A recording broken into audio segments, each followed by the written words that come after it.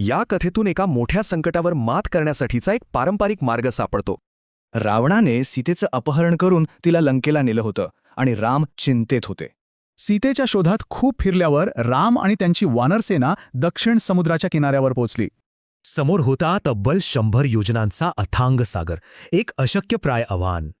जेव्हा सगळे मार्ग बंद वाटत होते तेव्हा एक अनपेक्षित गोष्ट घडली. आपल्या भावाला असं काळजीत पाहून लक्ष्मणाने एक ज्ञानाचा मार्ग दाखवला. त्यांनी ठरवलं की जवळच असलेल्या वक्रदालभ ऋषींकडे जाऊन यावर उपाय विचारायचा. श्रीरामांनाही हे पटलं आणि ते दोघेही ऋषींच्या आश्रमाकडे निघाले.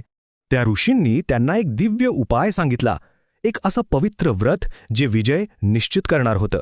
हे व्रत म्हणजेच विजया एकादशी. असं म्हणतात की हे व्रत पाळल्यास विजय नक्की मिळतो.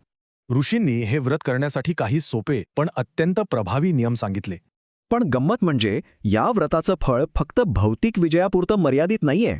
या व्रतामुळे पुण्य मिळतं आणि अंतिम सद्गती म्हणजे मोक्षप्राप्तीचा मार्गही सोपा होतो.